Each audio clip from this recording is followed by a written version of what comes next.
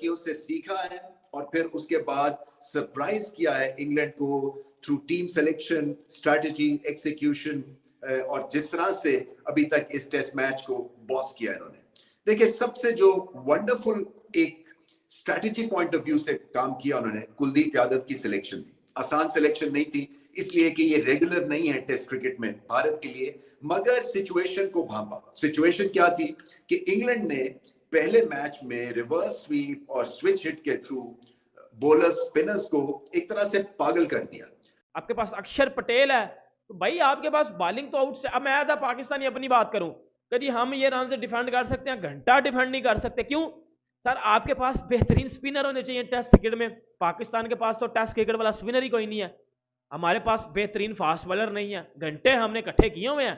तो हम अपनी मैं अपनी बात करूं, पाकिस्तान करे नहीं कर सकता। क्यों?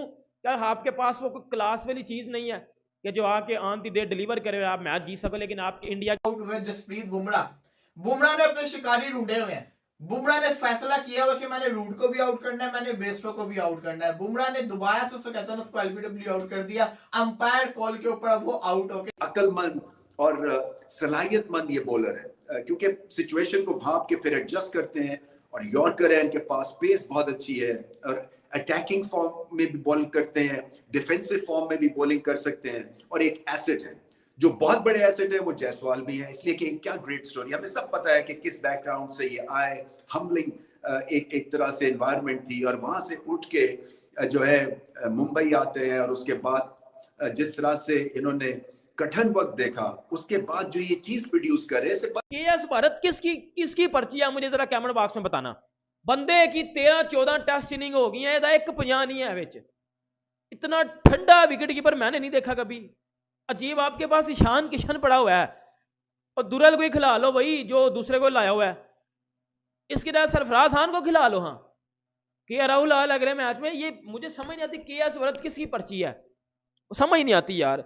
रविचंद्रन अश्विन 29, कुलदीप यादव 0, जसप्रीत बुमराह 0, मुकेश कुमार 0। पैड कॉल हो गया तो ये विकेट मिस करेगा, वो पता नहीं किसी को उम्मीद में नहीं थी और विकेट को हिट हो गया। तो वो जो बड़ी बड़ी विकेट थी जैक कडोली की, जो कि जैक कडोली चले गए। अब मैं सबके एक्सप्रेशन भी देख रहा था, सारे शॉट से ही हुआ तो हुआ क्या है। मुझे डाउट्स क्यों है?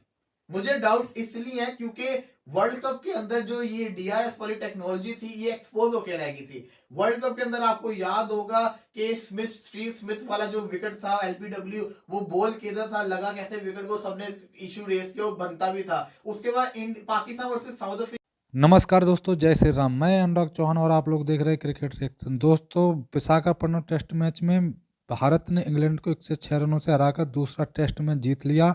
जीत के साथ ही भारतीय टीम ने सीरीज में 1-1 की बराबरी कर ली है। भारत ने इंग्लैंड को 399 रनों का टारगेट दिया था, जिसके जवाब में इंग्लैंड की टीम दूसरी पारी में 292 रन पर आउट हो गई।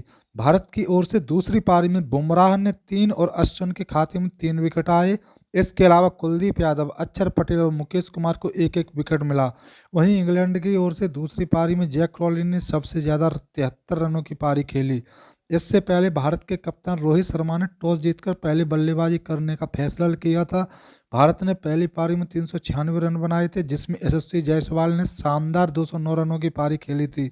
वहीं दूसरी पारी में भारत ने 255 रनों का स्कोर बनाया। इंग्लैंड की पहली पारी 253 रन पर आउट हो गई थी। भारत को पहली पारी के आधार पर 143 रनों की बढ़त मिली थी।